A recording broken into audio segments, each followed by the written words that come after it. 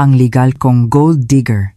Binitiwan ni Marco ang mga salitang iyon, kasabay ng mabahong hininga, ng mamahaling alak, direktang tumama sa mukha ko, sa gitna ng maningning, ngunit napakalamig na liwanag ng mga kristal na chandelier. Nakatayo si Marco sa entablado na pinalamutian ng libu-libong sariwang rosas mula sa Baguio. Ang kanyang mukha'y namumula sa kalasingan at sa pagmamalaking tila isang lobong malapit ng pumutok. Iwinawasiwas niya ang kanyang kupita ng mamahaling red wine, isang uri ng alak na ipinagmamalaki niyang nagkakahalaga raw ng milyon-milyon bawat bote para lang ipangmumog. Tumingin siya sa akin, ang kanyang asawa, na nakaupo sa pwesto ng karangalan sa paanan niya na may tingin ng isang hari sa isang alipin na binigyan ng pabor. Ang kapaligiran sa Perlas Pavilion, isang 5-star na restaurant sa tabi ng Look sa BGC, ay nakakapasong marangya ngayong gabi. Humahangin ng malakas mula sa Manila Bay, dala ang amoy ng mamahaling pabango ng mga ginang at dalaga na nakasuot ng mga designer dress, mga maimpluwensyang kasosyo sa negosyo, at maging mga opisyal na ipinagmamalaki ni Marco na tawaging mga kapatid. Lahat sila ay nakatingin sa akin. Isang party para sa aming ika-10 anibersaryo ng kasal. Isang teen anniversary na dapat sana'y matibay at makintab, ngunit para sa akin, isa lamang itong dula kung saan ako ay binalutan ng ginto. Ang tanawing ito'y kahanga-hanga at amoy pera, hindi ba? Ngunit bago tayo magpatuloy, siguraduhing nakasubscribe ka na sa channel at sabihin sa amin sa comments section kung saan mo pinapanood ang video na ito. Dahil ang mga susunod na mangyayari ay hindi para sa mga mahihina ang puso. Dahan-dahang tinapik ni Marco gamit ang kanyang daliring may sing-sing na diamante ang mikropono. Ang tunog na tok-tok ay umalingaw-ngaw, pumuputol sa malamyos na tugtugin. Malakas siyang nagsalita. Garalgal ang boses, ngunit puno ng pagmamataas. Taasan ang mga kopita, mga ginoo at ginang. Salamat kay Clara, ang aking matiyagang asawa, na kumapit sa akin sa loob ng isang dekada. Napakabuti mo, mahal. Wala kang kailangang gawin kundi manatili sa bahay, magbasa ng mga madramang nobela, magturo para may mapaglibangan, at tamasahin ang karangyaan na dala ng asawa mong ito. Huminto siya, naghihintay ng palakpakan na parang isang basurang komedyante na umaasa sa pagpuri ng manonood. At hindi siya binigo ng mga tao. Umugong ang tawanan, ang mga peking tagayan ng pag-apruba. Nahuli ko ang taoy ng asawa ng Deputy Director ng DPWH sa kabilang mesa, isang tingin ng awa na may halong hubot-hubad na inggit. Sa kanilang mga mata, ako ay isang daga na nalaglag sa isang bariles ng bigas, isang guro mula sa probinsya na sinuwerte na makabingwit ng isang real estate tycoon, isang uri ng parasito na inalagaan sa karangyaan. Ano ang inaasahan nilang gagawin ko? Yumuko ng may hiya o lumuha dahil sa kabutihan ng aking asawa, nagkakamali sila. Umupo ako ng tuwid, inayos ang laylayan ng aking pulang-pulang velvet na Filipiniana. Ang kulay pula ng kapangyarihan, ang kulay ng babala na masyadong lasing si Marco para mapansin. Hindi nagbago ang aking ekspresyon. Ang dibdib ko'y hindi nanikip sa kahihiyan, bagkus ay bumukas pa, mahinahong tinatanggap ang panghahamak na ito na parang huling ebidensya para sa hatol na malapit ng igawad. Ang mahinang bahagi ko, ang asawang nagpupuyat para magluto ng lugaw kapag siya'y lasing, ang nagtitiis sa amoy ng ibang pabango sa kanyang damit, ay matagal nang wala. Ang nakaupo dito ngayon ay isang isip na nagkakalkula. Ngumiti ako. Isang bahagyang ngiti na matalim at malamig. Dahan-dahan kong itinaas ang aking kopita sa antas ng aking mata, diretsyong nakatingin kay Marco. Nang makita niya akong ngumiti, lalo siyang nasiyahan. Ipinakita niya ang kanyang mga ngiping naninilaw sa tabako at ngumiti pabalik, iniisip na tinatanggap ko nang masunurin ang aking papel bilang kanyang papet. Sige lang, Marco. Kung gusto mong gampanan ang papel ng isang mapagbigay na asawa, ipapakita ko sa iyo ang halaga ng pagiging mapagbigay na iyon. Hindi ako uminom. Sa halip, marahan akong tumango, nagbigay ng senyas sa head waiter na nakatago sa dilim, ang taong kinausap ko ng pribado kaninang hapon. Walang masayang tugtog ng happy birthday, walang 5 palapag na cake na itinulak palabas tulad ng ipinangako sa script ng event organizer. Sa halip, lumapit ang waiter. At may malakas na inilapag sa mesa, sa tabi mismo ng umiikot na red wine ni Marco. Clag. Isang tuyo at mabigat na tunog ang umalingaw-ngaw, kakaiba sa gitna ng maingay na tawanan at usapan. Hindi iyon regalo. Iyon ay isang makapal at itim na briefcase na gawa sa balat ng buwaya. Natigilan si Marco, bumaluktot ang ngiti sa kanyang labi. Tumingin siya sa briefcase, pagkatapos ay sa akin. Ang kanyang mga mata ay nagsimulang magpakita ng isang malabong pagkabalisa. Oras na para matapos ang party mo, mahal kong asawa. Ang briefcase na gawa sa balat ng buwaya ay nakapatong sa puting mantel, itim at mabigat na parang isang black hole na handang lamunin ang lahat ng kayabangan ni Marco. Tinitigan niya ito, baluktot ang ngiti. Hindi pa niya alam kung ano ang nasa loob, ngunit ang kanyang instinct bilang isang predator ay nagsasabi sa kanya ng panganib. At ako naman, tinitigan ko siya at nakita ang nakalipas na 10 taon na tumatakbo sa aking isipan na parang isang slow-motion film. 10 taon. Isang dekada akong nabuhay sa papel na masusing isinulat ni Marco para sa akin. Ang matatag na sandigan sa likod, isang magarbong salita para pagtakpan ang aking tunay na katayuan. Isang manika sa isang magandang estante, tahimik at walang silbi. Ipinagmamalaki ni Marco Imperial ang modelo ng pamilyang kanyang itinayo. Ang asawa ang hari, ang misis ang alipin. Siya ang araw, ang haligi, ang nag-uuwi ng pera para paandarin ang marangyang makinang ito. At ako lang ang babaeng mapalad na nakasilong sa ilalim ng kanyang puno. Ikaw na ang pinakamaswerte sa lahat, hindi ba? Lagi niyang sinasabi iyan tuwing mag-iiwan siya ng isang bungkos ng pera sa aking vanity table. Anong alam ng mga babae sa lupa at pinansya para makisali? Ang isip mo ay bagay lang sa pagtuturo, pagluluto, at pag-aalaga ng anak. Iwan mo sa akin ang malalaking bagay. Sa tuwing gagawin niya iyon, ngingisi siya at titingnan ang mga librong pampanitikan na maayos kong inilagay sa estante. Para kay Marco, ang mga nobela, mga tula, at mga aklat ko sa literatura ay basura. Ang panitikan at mga salita ay hindi nakakain, mahal, sabi niya minsan, kinuha ang librong binabasa ko at ibinato sa sofa. Tingnan mo ito, ito ang tunay na panitikan. Tinapik niya ang makapal na bunton ng mga titulo ng lupa na kadarating lang mula sa notaryo publiko. Ang mga titulo ang tula, ang cash ang sining. Yang mga salita mo ay nagpapalabo lang ng isip mo at naglalayo sa iyo sa realidad. Nakatwiran ako noon. Sinubukang ipaliwanag ang halaga ng espiritualidad, ngunit ang tanging tugon ay isang mapanuyang pagwagayway ng kamay at mga sarkastikong salita. Tigilan mo na ang pagiging romantiko, ma'am. Tingnan mo ang sarili mo. Mula sa damit na suot mo, sa kotse na minamaneho mo, hanggang sa tapsilog na kinain mo kaninang umaga, mayroon ba dyan na hindi galing sa pera ko? Ang pangmamataas na iyon sa kaalaman, ginawa niyang sandata para alisin ang aking tiwala sa sarili. Pinaniwala niya ako na ako'y tunay na walang silbi kapag hiwalay sa kanyang pitaka. Tinawag niya akong tagapag-ingat ng yaman, ngunit iyon ay susi sa isang walang lamang kaha de yero. Nagbibigay si Marco ng pera para sa mga gastusin sa bahay na parang naglilimos. Nagtatapon siya ng pera sa aking account, hindi kailanman pare-pareho, minsan marami, minsan kaunti, depende sa kanyang mood at mga deal. Ngunit ang kanyang mga hinihingi ay laging nasa pinakamataas na antas. Ang mga bata ay dapat mag-aral sa isang nangungunang international school. Ang hapunan ay dapat may premium na steak at abalone. Ang mga damit na isinusuot niya sa mga meeting ay dapat gawa sa imported na seda, mga custom-made na suit. Nag-inat ako, nagbawas, ginamit ang aking maliit na sweldo bilang guro para punan ang mga kakulangan upang mapanatiling maayos ang panlabas na anyo ng pamilyang ito. Ngunit hindi iyon nakita ni Marco. Ang nakikita lang niya ay ang paggasta ko ng pera. Bakit naubos na naman agad ngayong buwan? Kumakain ka ba ng ginto? Ang tanong na iyon ay paulit-ulit na parang isang nakakahiya na koro tuwing katapusan ng buwan. Pinaramdam niya sa akin na nagkasala ako sa pagbili ng isang lipstick, ngunit itinuring niyang isang kinakailangang pakikisama ang kanyang paggastos ng daan-daang libo para sa isang piging, kaya bakit ako nanatili?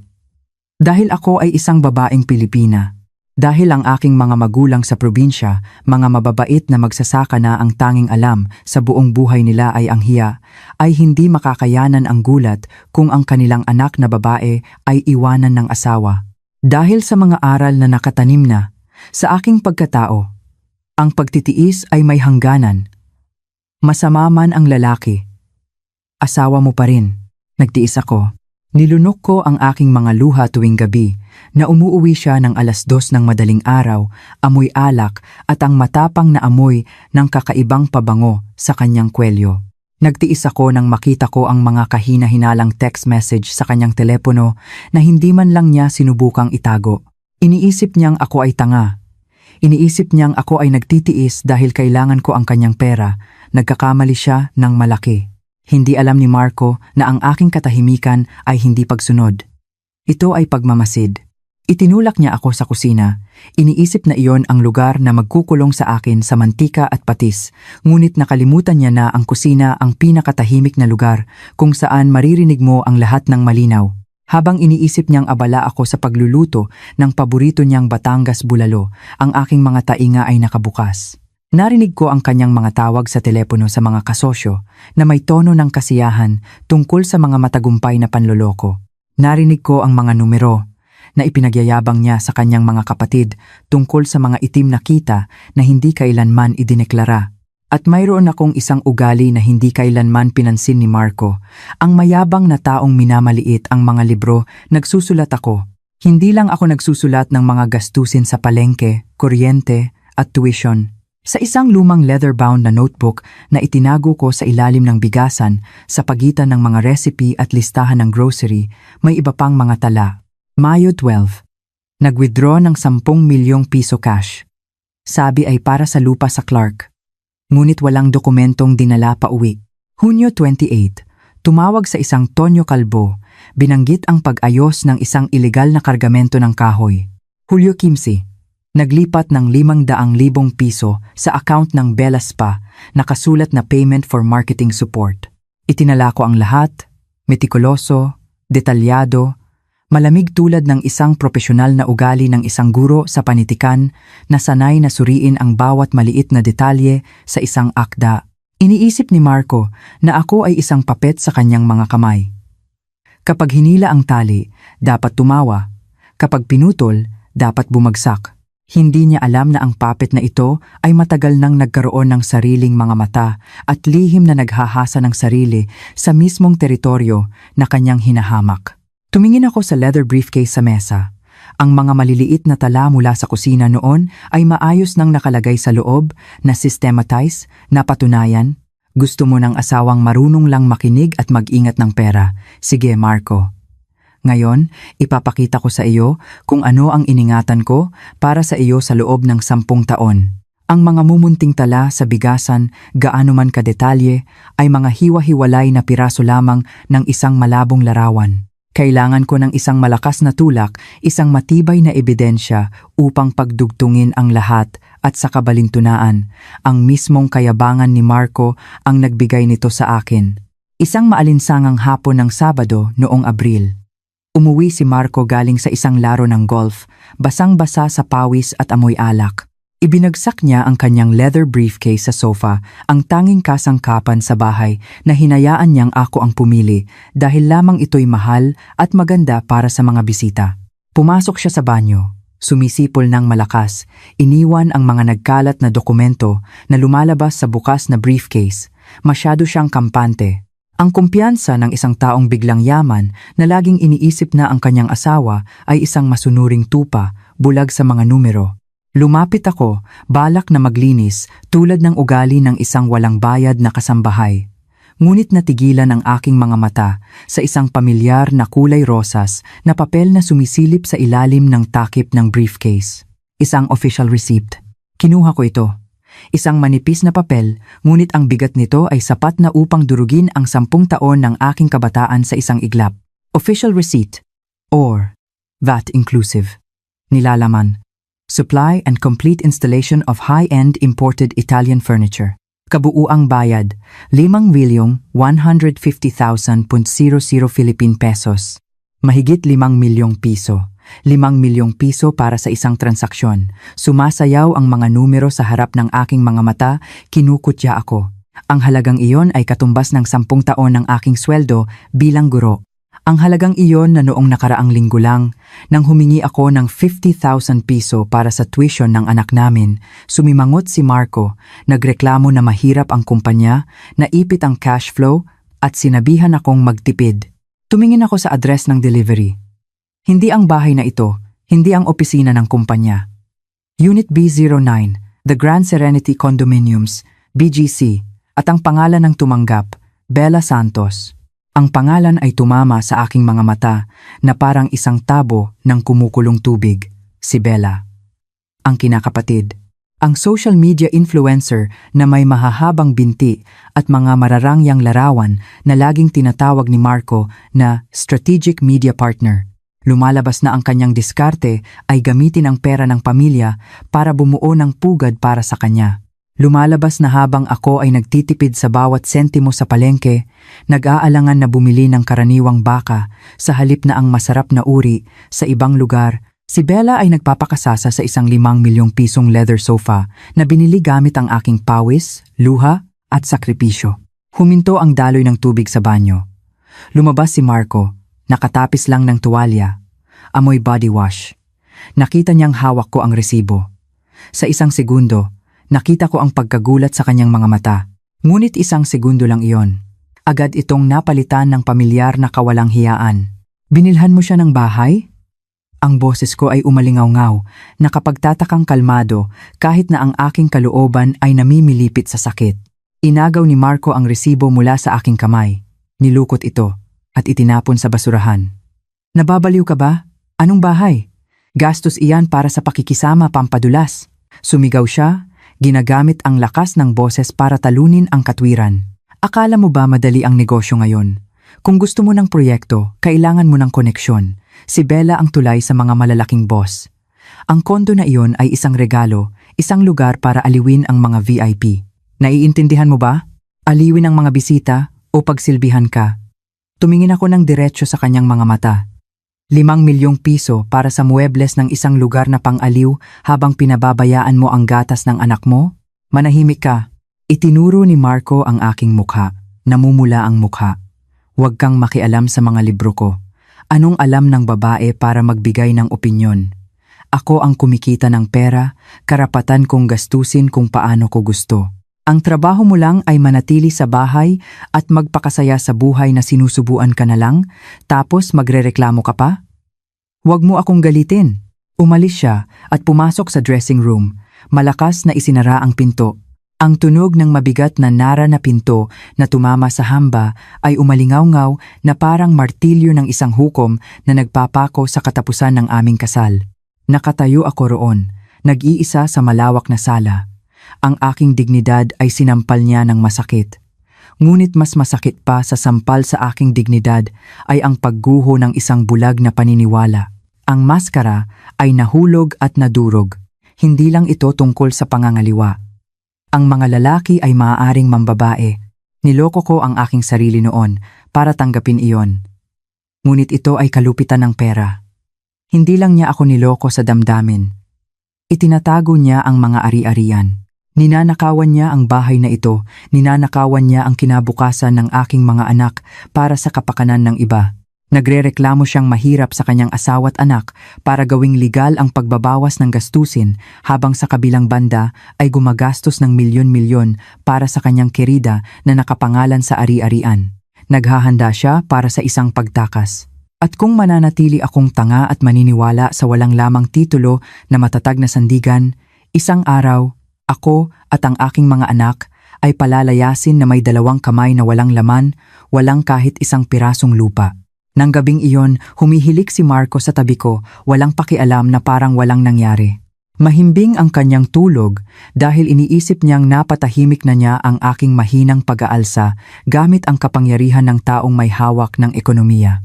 Nakahiga ako roon, dilat ang mga mata, nakatingin sa kisame na may magarbong disenyo. Hindi ako umiyak. Naubos na ang aking mga luha o marahil ay hindi ito karapat-dapat na pumatak para sa taong nakahiga sa tabi ko. Sa katahimikan ng gabi, malinaw kong narinig ang tibok ng aking puso. Hindi na ito mabilis dahil sa sakit. Tumitibok ito ng dahan-dahan, malamig at matatag. 10 taon ng pagsasama, tapos na. Ang pagtitiis, isinantabi na. Lumingon ako at tiningnan si Marco sa huling pagkakataon. Ang kanyang mukha habang natutulog ay mayroon pa ring bakas ng pekeng dignidad na pinupuri ng mundo. Matulog ka ng mahimbing, Marco? Bulong ko sa aking isip. Masiyahan ka sa pagtulog na ito? Dahil paggising mo, ang taong katabi mo ay hindi na ang tanga at matiising asawa. Ngayon, ang laban na ito ay hindi na para panatilihin ang isang asawa. Ito ay isang laban para bawiin ang nararapat para sa akin at sa aking mga anak. Isang patas na laban sa batas. Bumangon ako, dahan-dahang lumabas ng silid at nagtungo sa kanyang study. Oras na para matuto ang guro sa panitikan na maging isang soro. Malakas na isinara ang pinto ng mansyon, umugong ang makina ng Porsche at unti-unting nawala, nag-iwan ng nakakabinging katahimikan sa malawak na bahay. Si Marco ay may business trip o mas tamang sabihin, isang pakikisama trip sa isang 5-star resort sa Palawan kasama si Bella, ayon sa e-ticket na lihim kong kinunan ng litrato sa kanyang telepono habang naliligo siya kaninang umaga. Dati, tuwing aalis siya, nakakaramdam ako ng kalungkutan at pagkabalisa, nagmamadaling ihanda ang kanyang maleta, mga gamot at pinaplansya ang bawat polo shirt. Ngunit ngayon, sa sandaling mawala ang kotse, hindi ako nalungkot, nakaramdam ako ng kasabikan. Isang malamig na kasabikan na gumapang sa aking gulugod. Pumasok ako sa study ni Marco, isang lugar na dati itinuturing na bawal. Lagi niyang nilolock ang pinto tuwing aalis, ngunit nakalimutan niyang ako ang may hawak ng spare key ng buong bahay para ibigay sa kasambahay para maglinis. Masyado niya akong minamaliit. Iniisip na ang kanyang asawang nerd na puro tulalang ang alam ay papasok dito para lang magpunas ng alikabok.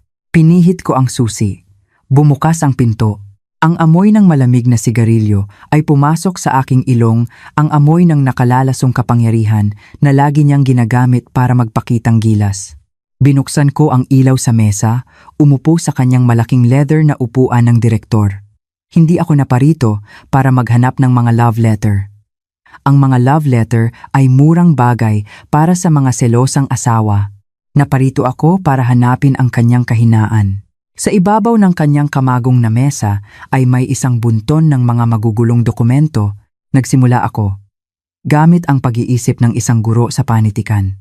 Sanay ako sa pagsusuri ng karakter ng mga tauhan sa bawat salita, bawat metapora. Ngayon, ginamit ko ang kasanayang iyon para basahin ang isang uri ng teksto na tuyo, ngunit mas mabigat ang kahihinatnan. Mga financial statement at mga kontrata sa negosyo. Naglaan ako ng 3 gabing walang tulog para mag-aral sa sarili, hindi para gumawa ng lesson plan. Nag-online ako at masusing pinag-aralan ang family code, ang corporation code, ang mga krimen ng tax evasion, money laundering at transfer pricing. Ang mga terminong pang-ekonomiya na dati parang banyagang wika ay malinaw na ngayong lumitaw sa aking isip. Mga shell company, mga pekeng resibo, mga debit memo. Natutunan ko kung paano sila gumagana. Natutunan ko kung paano ang maruming pera ay umiikot para maging malinis. Natutunan ko kung paano maaaring itago ng isang asawa ang mga ari-arian, legal na ginagawang sariling pag-aari sa harap mismo ng kanyang walang malay na asawa. Napagtanto ko na si Marco ay hindi lang isang nangangaliwa. Siya ay isang tusong negosyante na naglalaro ng isang iligal na laro. Binuklat ko ang bawat pahina ng mga kontratang iniwan niya sa mesa. Sinuri ng aking mga mata ang mga numero, ang mga probisyon na nakalimbag sa maliliit na letra. Kinunan ko ng litrato ang lahat, walang pinalampas na kahit isang papel, maging ang mga maliliit na sulat kamay na tala na nakasingit sa pagitan ng mga pahina ang ugali ni Marco kapag nakakaisip siya ng paraan para lusutan ang batas. Ngunit hindi sapat ang mga dokumento. Kailangan ko ng tunog. Kailangan ko ng pag-amin mula sa kanyang sariling bibig. Sa gabi, madalas magkaroon si Marco ng mga online meeting sa kanyang inner circle sa Zoom. Lagi niya kaming pinapaakyat ni Nak sa itaas, isinasara ang pinto ng sala para pag-usapan ang mahahalagang bagay. Hindi ako tumutol. Masunurin kong dinala ang anak ko para matulog. Ngunit bago iyon, nag-iwan ako ng isang mata at isang tainga sa gitna ng sala. Ang bagong iPad Pro, isang bagay na binili niya at iniwan lang para sa panonood ng YouTube ng anak namin.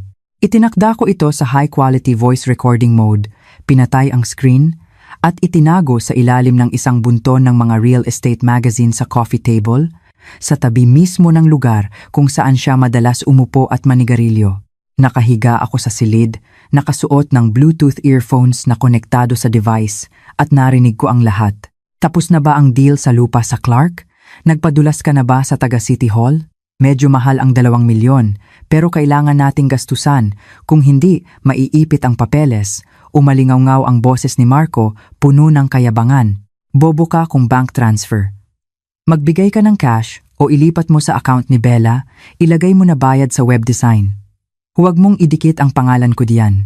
Kumakabog ang dibdib ko, hindi dahil sa takot, kundi dahil sa pandidiri.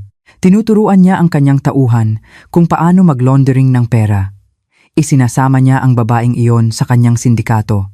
Bawat salita niya ay isang pag-amin sa kasalanan, at ang iPad sa ilalim ng mga magazine ay nilalamon ang bawat salita.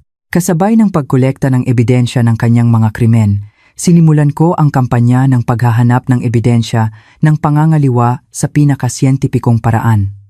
Gumawa ako ng isang pekeng Instagram account. Hindi mahirap hanapin si Bella. Siya ay isang taong adik sa pagpapakitang gilas na bubuhay sa paghanga ng iba. Ipinapakita niya ang lahat. Gumawa ako ng isang spreadsheet. Column A, ang schedule na sinabi ni Marco sa akin. Column B, ang mga post ni Bella. Petsa 15. Sinabi ni Marco na pupunta sa isang project site visit sa Cebu. Petsa 15. Nag-post si Bella ng IG story na kuha sa isang resort sa Mactan na may caption, Sunset with my love. Sa sulok ng larawan, isang kamay ng lalaki na may suot na gintong relo ang nakahawak sa isang kupita. Ang relong iyon ay ipinalinis ko pa kay Marco noong nakaraang linggo. Nag-screenshot ako, inisave sa folder na extramarital evidence. Hindi ako nagsiselos. Ang selos ay naglaho kasama ng resibo.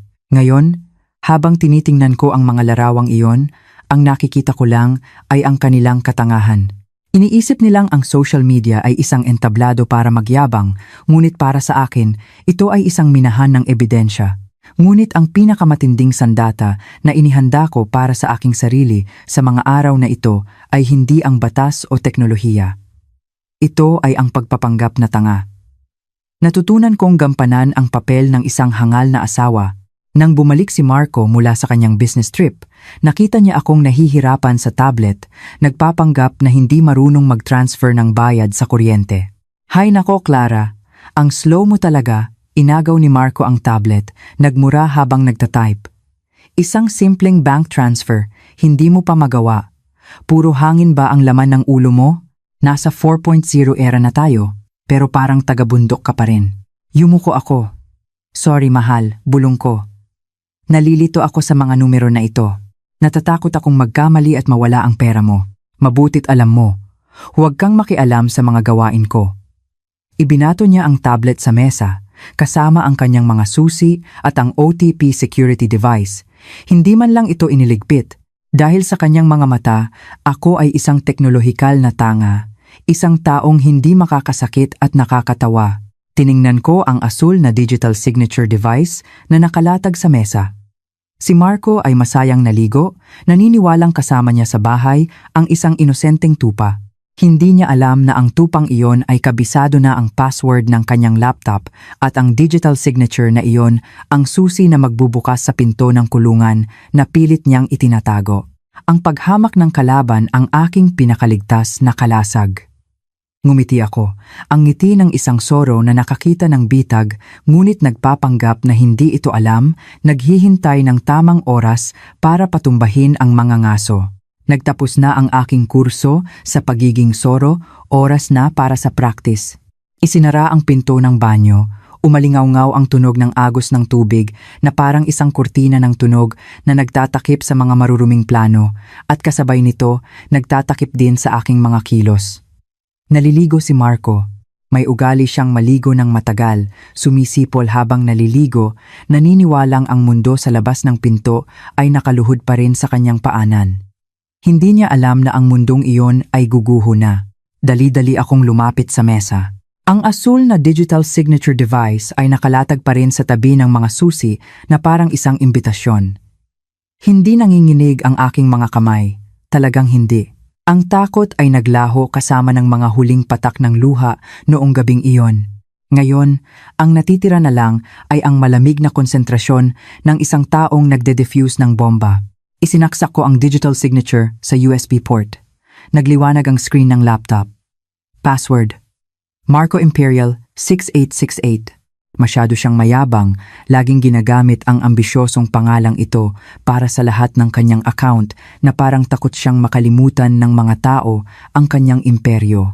Pumasok ako sa sistema ng electronic tax filing ng BIR. Isang click, at biglang nanigas ang buong katawan ko. Sa screen, hindi ang pangalan ng real estate company ni Marco. Ang nakabold na mga salita ay tumama sa aking mga mata, malupit at hubad. HG, Trading and Services Incorporated. Ang legal na kinatawan, Clara H. Reyes. Napigil ko ang aking hininga. Nag-click ako sa listahan ng mga kaakibat na kumpanya. Hindi lang isa, kundi 3 shell company. Lahat ay nakapangalan sa akin. Naalala ko, 2 taon na ang nakalipas nang hiram si Marco ng aking UMID card para ayusin daw ang mga papeles para sa tax deductions at para kumuha ng VIP health insurance para sa buong pamilya.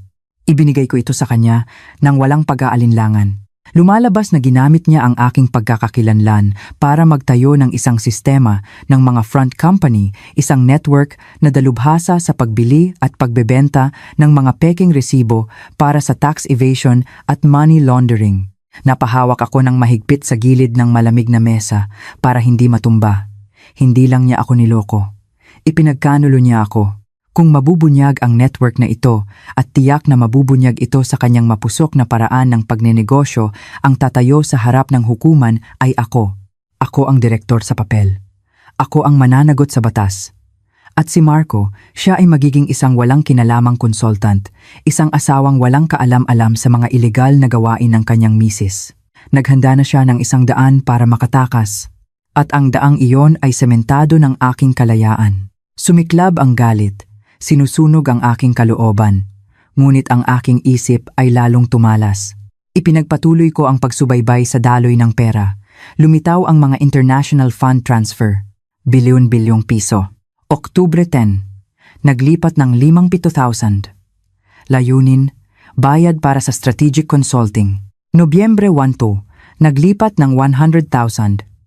Layunin, bayad para sa market research. Ang benepisyaryo, Kiyomi Consulting Ltd, isang bangko sa Singapore, consulting fee.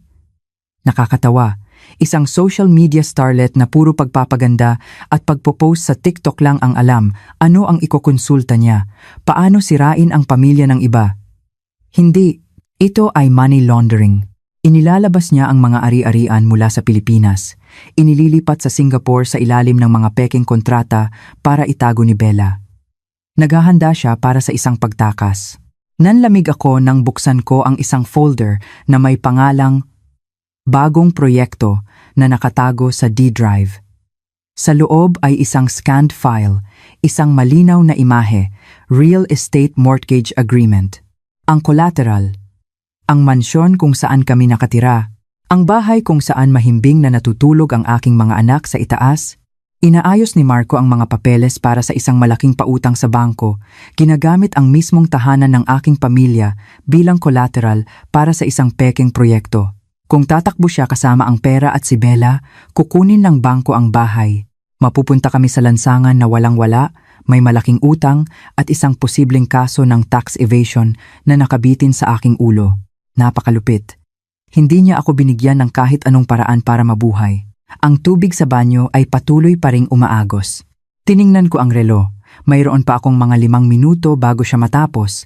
Hindi sapat ang digital data, kailangan ko ng pisikal na ebidensya. Lumingon ako sa kahadiyero sa sulok ng silid, natatakpan ng isang malaking money plant. Itinatago niya roon ang pinakamahahalagang bagay, ang orihinal na mga titulo ng lupa, at mas mahalaga, ang isang notebook kung saan nakasulat ang mga pampadulas, ang itim na listahan ng mga opisyal na kanyang sinuhulan. Lumuhod ako sa harap ng kahadiyero. Dahan-dahang gumalaw ang aking mga daliri sa keypad. Ano ang password? Aking kaarawan? Imposible. Anibersaryo ng kasal? Ni hindi niya maalala kung hindi ipapaalala ng Facebook. Kaarawan ng mga anak? Hindi niya sila ganoon kamahal. Naalala ko ang e-ticket papuntang Palawan. Naalala ko ang malaking birthday party na inorganisa ni Bella sa Facebook noong nakaraang linggo. Huminga ako ng malalim. Itinype ko ang mga numero 120898. Beep beep. Isang tuyong tunog ng pagbukas ng lock. Clack. Napatawa ako, isang mapait na tawa. Mahal niya ang kanyang kerida nang sobra-sobra na ginamit niya ang kaarawan nito para protektahan ang kanyang mga itim na yaman. Ang kanyang kayabangan at katangahan sa pag-ibig ang susi na ibinigay sa akin para ako ang magkaroon ng kontrol. Bumukas ang mabigat na bakal na pinto.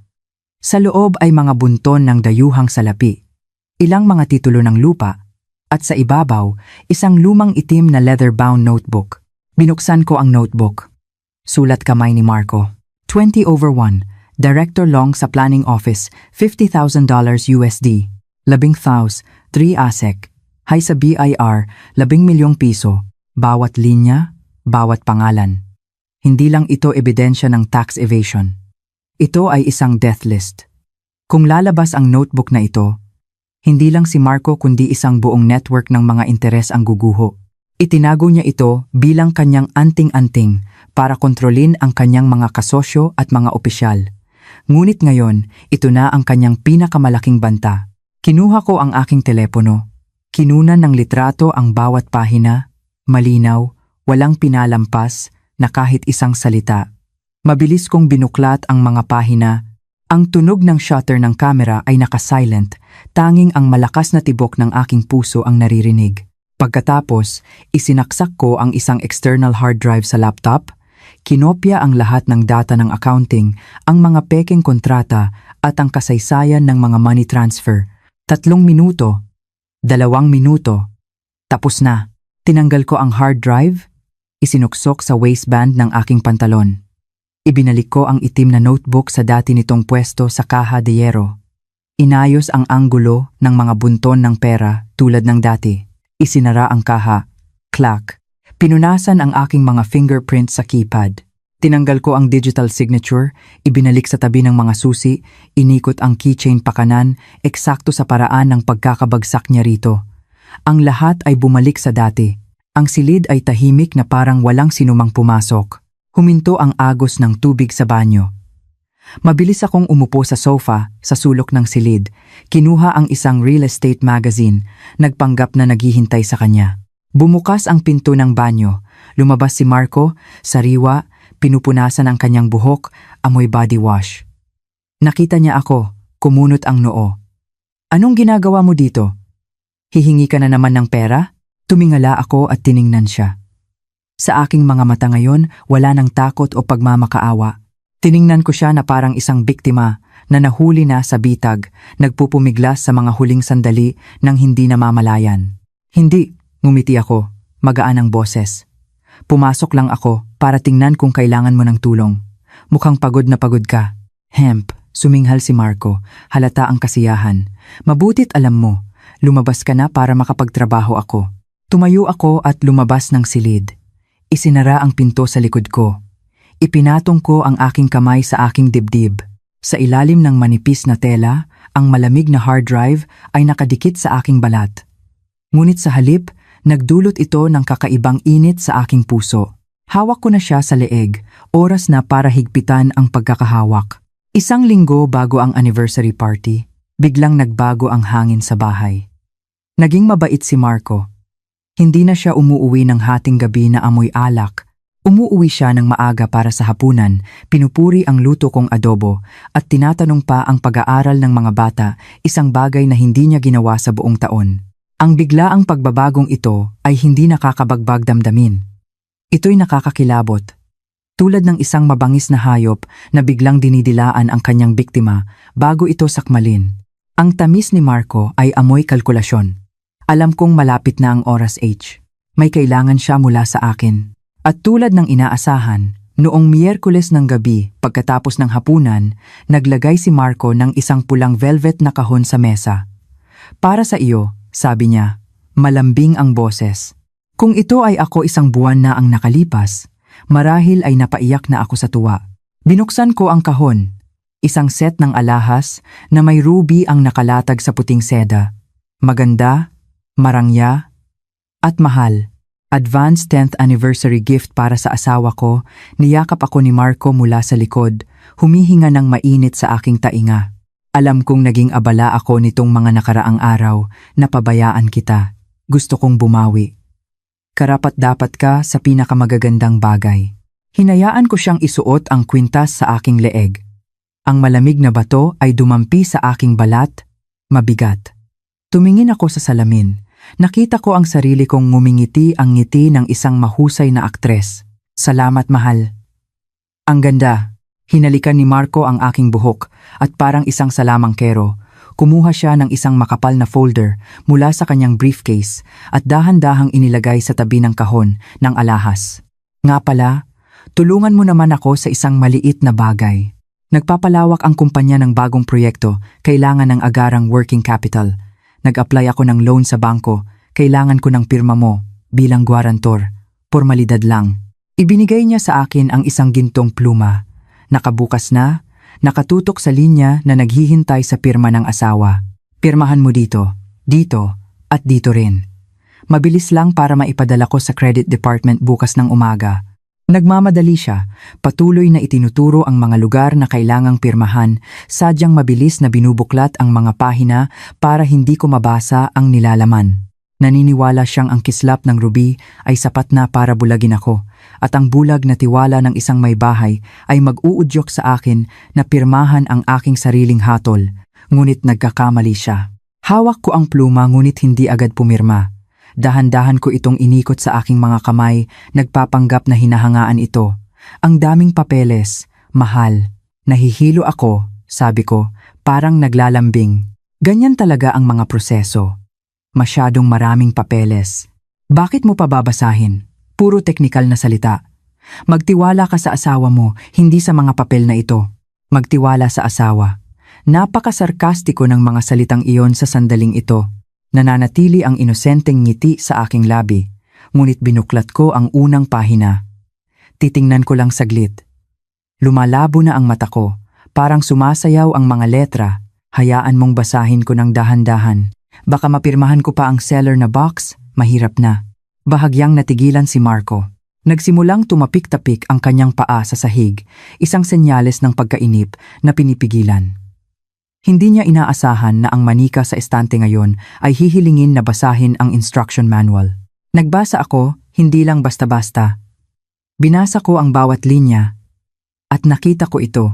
Maingat na nakasingit sa pagitan ng mortgage agreement at ng loan disbursement request ay isang mas manipis na papel na may maikling pamagat ngunit naglalaman ng tahimik na pagkawasak, kasunduan sa paghihiwalay ng ari-arian. Ang nilalaman nito ay napakalupit na kinailangan kong kagatin ang loob ng aking pisngi para hindi matawa sa paghamak. Ayon sa dokumentong ito, kusang loob kong kinukumpirma na ang pautang ay gagamitin para mamuhunan sa isang subsidiary company at ang lahat ng kita o ari-arian na mabubuo mula sa pamumuhunan na iyon ay magiging sariling pag-aari ni Marco. Ibig sabihin, pareho naming sasagutin ang utang. Kung mawawala ang bahay, pareho kaming mapupunta sa kalsada. Ngunit kung may kita o bagong ari-arian, sa kanya lang iyon. Gusto niyang pirmahan ko ang isang kasulatan na nagbebenta sa aking sarili. Gusto niyang gamitin ang aming natitirang pinagsamang ari-arian bilang tuntungan para sa kanyang bagong buhay kasama ang kanyang kerida. At ako, maiiwan sa mga utang, isang matamis na bitag. Hindi kailanman naging mas totoo ang pariralang ito. Ang ruby na alahas ay hindi isang regalo. Ito ay bayad para sa aking katangahan. Binuklat ko ang susunod na pahina at sa pagkakataong ito, lumundag ang aking puso. Isang special power of attorney na may petsa mula pa noong nakaraang taon. Sa ibaba, naroon ang aking pirma, Clara H. Reyes. Ang sulat kamay ay malambot at maganda, 99% na magkatulad. Ngunit sigurado ako na hindi iyon ang aking pirma. Hindi ko kailanman pinirmahan ang dokumentong ito. Sa dulo ng letrang S sa aking apelyido, lagi akong may ugali na maglagay ng isang matatag na salungguhit. Ang pirmang ito ay wala. Pineke niya ang aking pirma. Nagsanay siya. Kinopya niya ang aking sulat kamay mula sa mga naunang dokumento para magsagawa ng mga transaksyon na hindi ko alam. Hindi na ito isang kasong sibil. Ito ay isang krimen. Falsification of public documents at estafa. Sumiklab ang matinding galit, ngunit itinago ko ito sa ilalim ng malamig na tingin. Hindi ko siya maaaring ilantad ngayon. Kung gagawa ako ng eskandalo, sisirain niya ang ebidensya, gagamit ng dahas o mas mabilis na itatago ang mga ari-arian. Kailangan kong itago ang papel na ito. Bakit ang tagal mo, mahal? Nagsimulang maging iritable ang boses ni Marco. Tapos ka na bang magbasa? May online meeting pa ako. Tumingala ako, nagniningning ang mga mata, nagpapanggap na labis na naantig. Nanginginig ang aking mga kamay, isang perpektong pag-arte na naging dahilan para mahulog ang pluma sa sahig. Ay, ang clumsy ko. Yumuko ako para kunin ang pluma. Sa pagkakataong iyon, maingat kong isinilid ang kasunduan sa paghihiwalay ng ari-arian at ang papel na may peking pirma sa gitna ng isang fashion magazine na nasa aking hita sa ilalim ng mesa. Nang tumayo ako, ang hawak ko na lang ay ang mga hindi gaanong mahalagang papel. Mahal, sumimangot ako at hinilot ang aking sentido. Bigla akong nahilo. Siguro dahil sa amoy ng bagong nail polish, parang sumasayaw ang mga letra. Pwede bang bukas ko na lang pirmahan? Bukas ka pa naman pupunta sa bangko, di ba? Kumunot ang noo ni Marco. Nagdududa. Isang mabilis na pirma lang. Bakit kailangan pang maghintay hanggang bukas? Huwag kang mag-inarte. Hindi naman sa ganoon. Mahina kong sabi. Pero nanginginig ang kamay ko. Kung pangit ang pirma ko, baka problemahin pa ng bangko, mahihirapan ka lang. Iwan mo na lang dito ang mga papeles. Iinom ako ng pain reliever mamaya tapos pipirmahan ko agad. Pangako. Kailan ba kita binigo? Tumayo ako, lumibot sa upuan at niyakap siya sa leeg. Isinandal ang aking ulo sa kanyang balikat. 1 kilos na ako mismo ay nasusuka. Gusto ko lang namang makatulong. Masyado ka nang nahihirapan para sa amin. Nag-alinlangan si Marco. Tiningnan niya ang relo, pagkatapos ay ang aking mahinang anyo. Muling nanaig ang kayabangan sa pag-iingat. Iniisip niyang nasa hawla na ako. Saan pa ako tatakbo? Sige na nga, itinulak niya ang aking kamay at tumayo para ayusin ang kanyang damit. Pirmahan mo iyan ngayong gabi. Kukunin ko ng 7:00 ng umaga. Huwag mong sirain ang malaking plano ko. Umakyat siya sa itaas. Nang mawala siya sa hagdanan, ibinaba ko ang magazine. Kinuha ko ang 2 nakamamatay na dokumento. Ang isa ay ang bitag na inihanda niya para sa akin. Ang isa ay ebidensya na siya ay lumabag sa batas. Mabilis akong nagpunta sa printer sa study, kung saan lihim akong bumili ng isang all-in-one printer noong nakaraang buwan. Kinopya ko ang lahat. Pagkatapos, maingat kong itinago ang orihinal na may peking pirma sa isang lihim na folder na idinikit ko sa ilalim ng isang cabinet sa kusina, ang pinakaligtas na lugar sa bahay. Para naman sa kasunduan sa paghihiwalay ng ari-arian, pinalitan ko ito ng isang kopya na in-edit ko sa computer.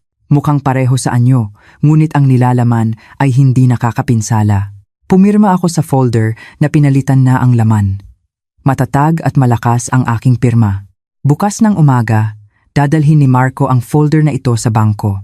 At kapag sinuri nila ito, makikita nilang hindi tugma ang mga dokumento o mas masahol pa para sa kanya. Magsusumite siya ng isang dokumentong walang legal na bisa nang hindi niya namamalayan. Pinatay ko ang ilaw sa study. Sa dilim, ang pulang kislap ng ruby na alahas sa hapagkainan ay kumikinang na parang mga mata ng isang demonyo. Gusto mong pirmahan ko ang katapusan. Sige, Marco, kapipirma ko lang. Ngunit ito ang katapusan mo.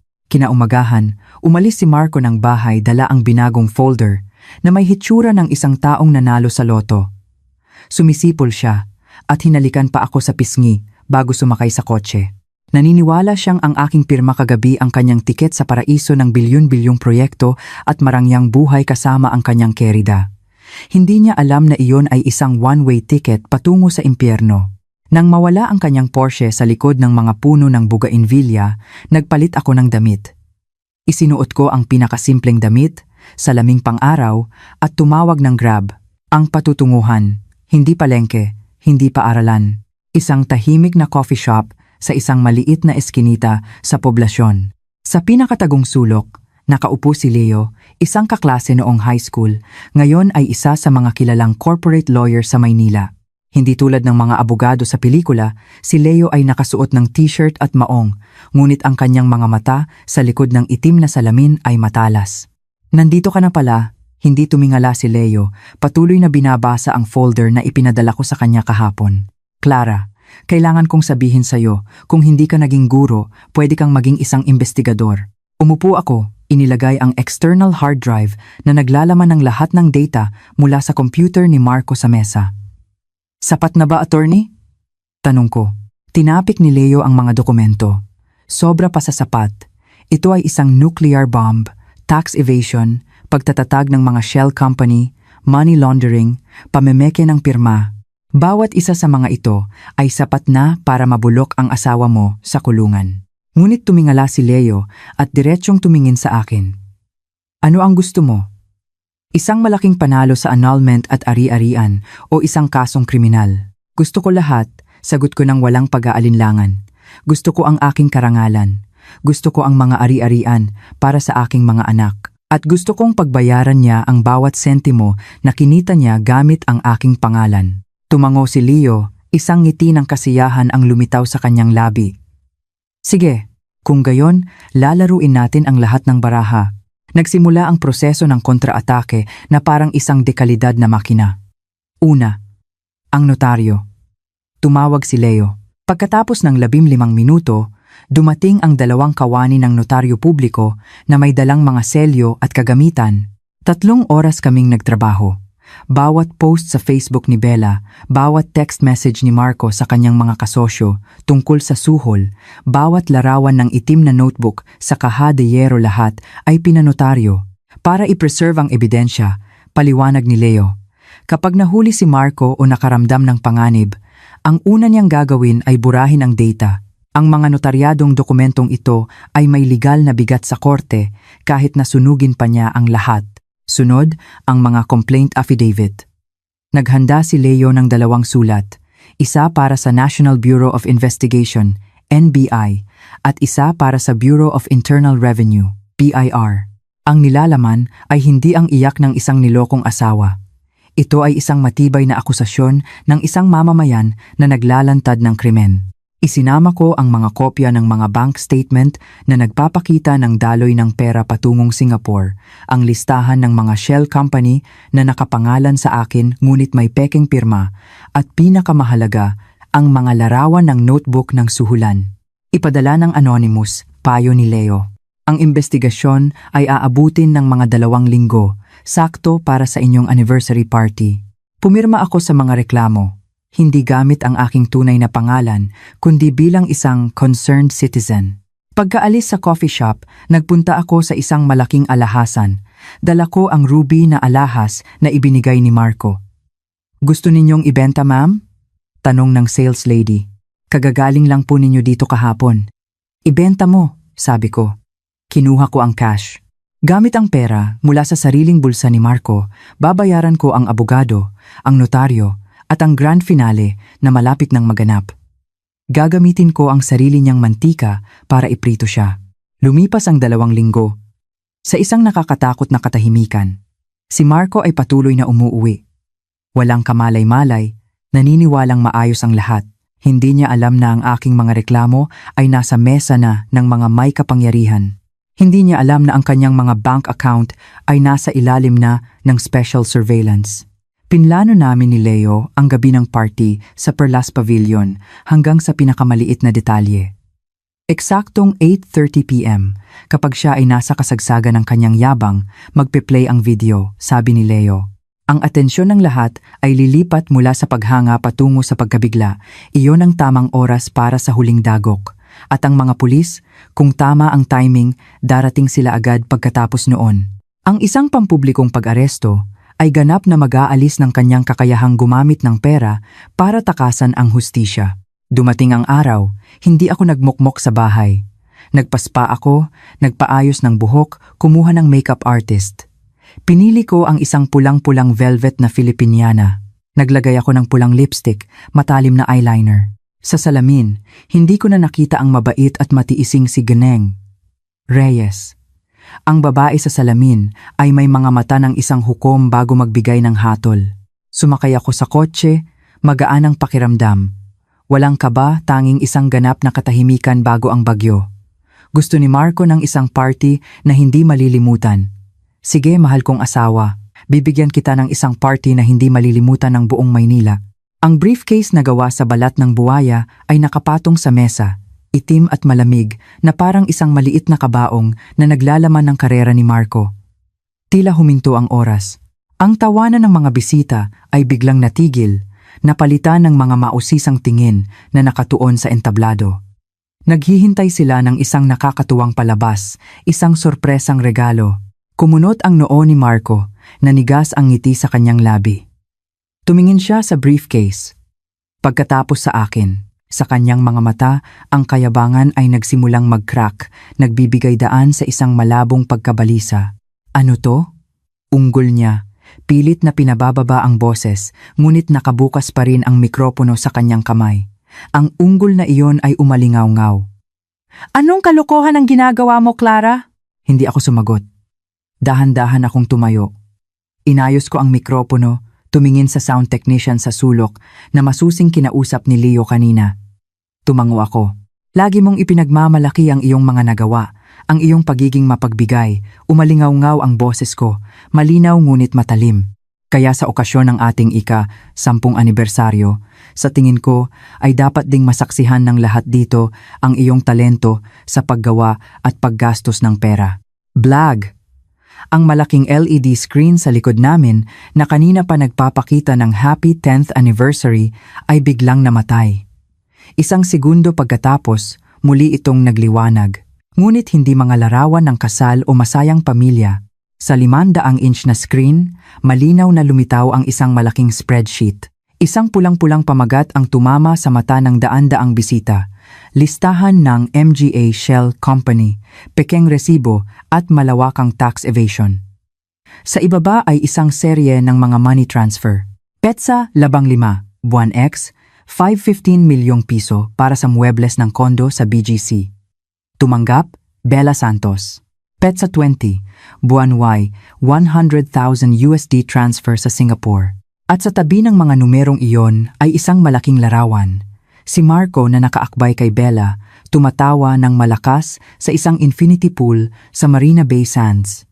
Sa kamay ni Marco ay ang gintong Rolex, sa leeg ni Bella ay isang kumikinang na kwintas na diamante, umugong ang bulungan sa buong hall.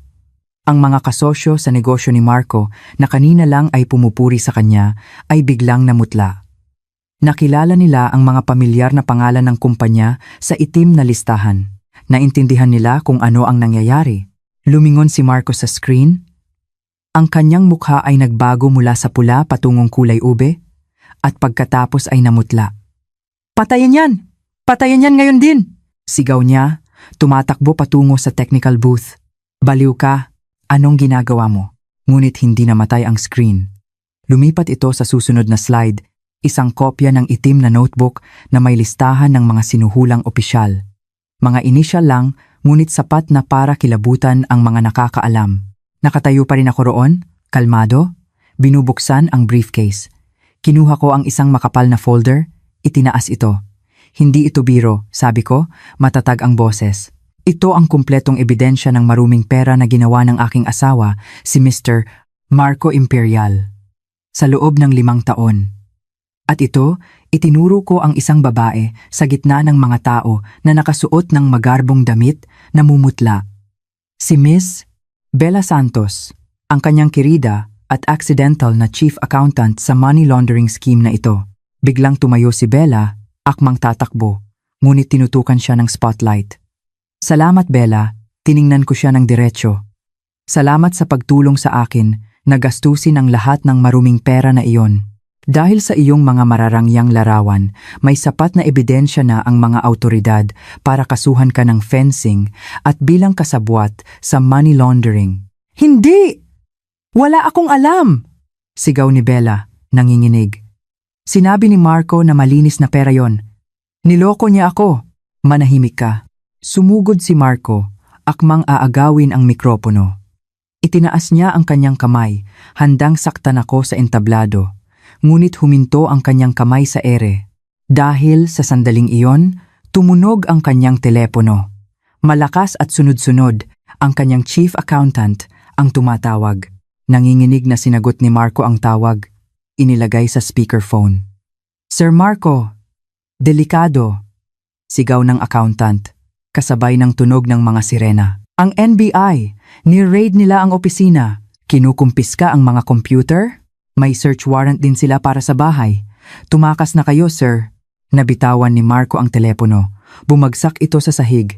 Napaluhod siya. Sa paanan ko. Hindi para humingi ng tawad, kundi dahil sa pagbagsak ng isang katawan na nawalan na ng lakas. Clara, bulong niya. Nakatingala sa akin. Namumula ang mga mata. Bakit? Tumingin ako sa kanya, walang bahid ng awa. Dahil minaliit mo ako, Marco.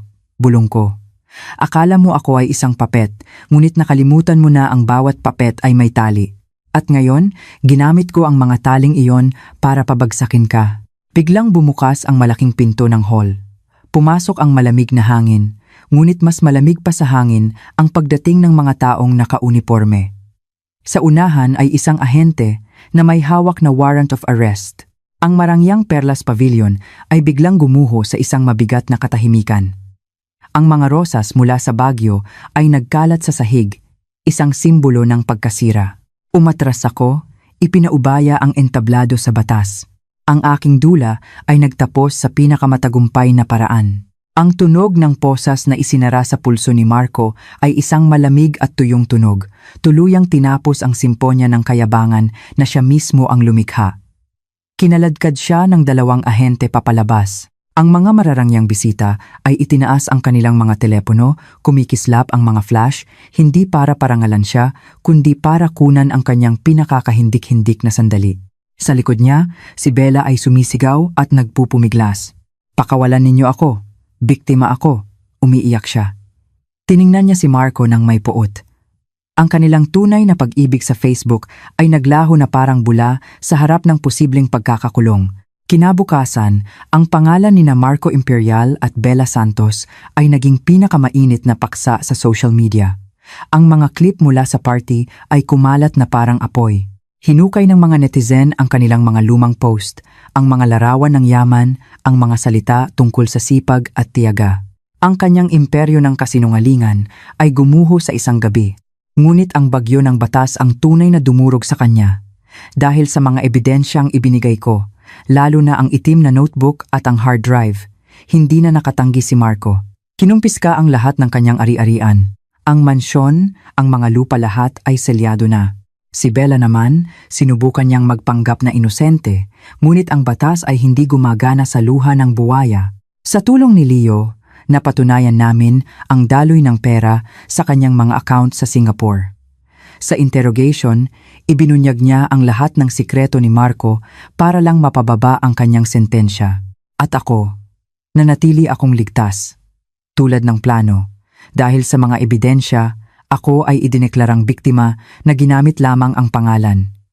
Napanatili ko ang kustodiya ng mga anak at napatunayan naming ang isang maliit na bahay na minana ko sa aking mga magulang ay legal kong pag-aari. Iyon ang natira sa akin mula sa mga abo. 2 buwan pagkatapos, sa kulungan, nagkaharap kami ni Marco sa likod ng isang salamin. Payat na siya, kalbo, nakasuot ng uniforme ng preso. Bakit? Tanong niya. Paano mo nagawa yun? Isa ka lang guro. Paano ka natutong magkalkula ng ganyan? Hindi pa rin siya makapaniwala na ang asawang minamaliit niya ang naglagay sa kanya doon. Tiningnan ko siya ng mahinahon. Nagkamali ka, Marco. Akala mo tanga ako dahil tahimik ako. Akala mo nagtitiis ako dahil hindi ako lumalaban. ngunit nakalimutan mo ang isang simpleng aral na itinuturo ko sa aking mga estudyante araw-araw. Huwag mong mamaliitin ang isang babaeng handang umatras. Umatras ako hindi dahil mahina ako. Umatras ako para makita ng malinaw ang hukay na iyong hinuhukay. Masyado kang naging abala sa pagiging hari, kaya nakalimutan mo na ang taong may hawak ng susi sa kusina, ang naglilinis ng iyong study, ang may hawak ng iyong telepono kapag lasing ka. Ay ako. Napakalupit mo, Clara, sabi niya. Hindi, Marco, tumayo ako. Hindi kita sinira. Ibinalik lang kita sa tamang lugar mo. Ikaw ang sumira sa sarili mo.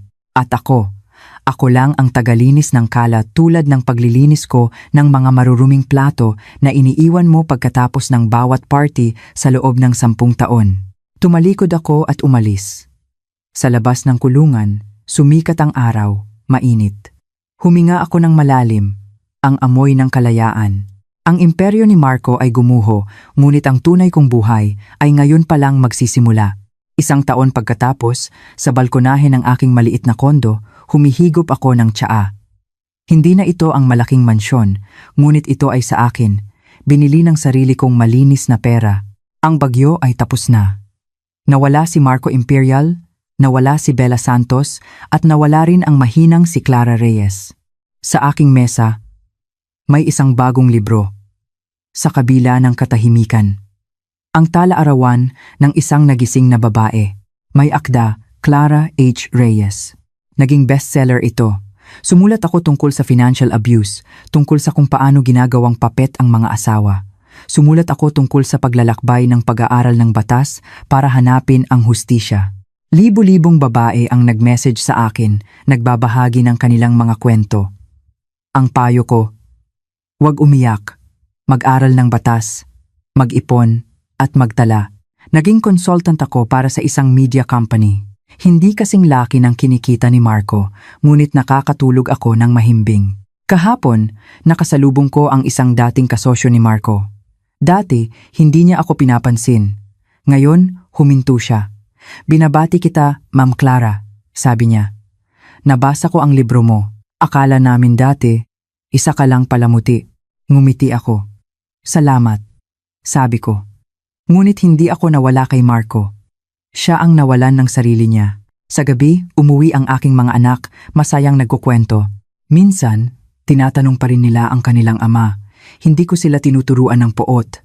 Nagkamali ang tatay ninyo, kaya kailangan niyang pagbayaran, sabi ko. Itinuturo ko sa kanila ang katapatan at paggalang. Tumingin ako sa salamin. Isang babaeng nakasuot ng simpleng puting blusa at itim na pantalon, walang magarbong alahas, tanging ang kumpiyansa na nagmumula sa loob. Ngumiti siya sa akin. Ang kanyang mga mata ay nagniningning. Binuksan ko ang pinto, handa para sa aking book talk. Ang tunog ng aking takong ay umalingaw-ngaw sa pasilyo ang tunog ng kalayaan.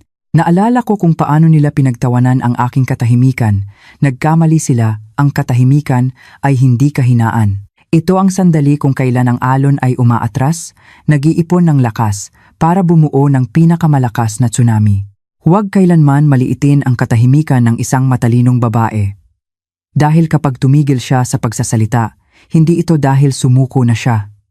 Ito ay dahil naghahanda na siyang manalo. Ngayon, kung nagustuhan ninyo ang kwentong ito, pindutin ang like, mag-subscribe at sabihin sa akin kung aling bahagi ang pinakagumulat sa inyo. Ang bawat subscription at komento ay malaking motibasyon para sa amin na magpatuloy. Maraming salamat.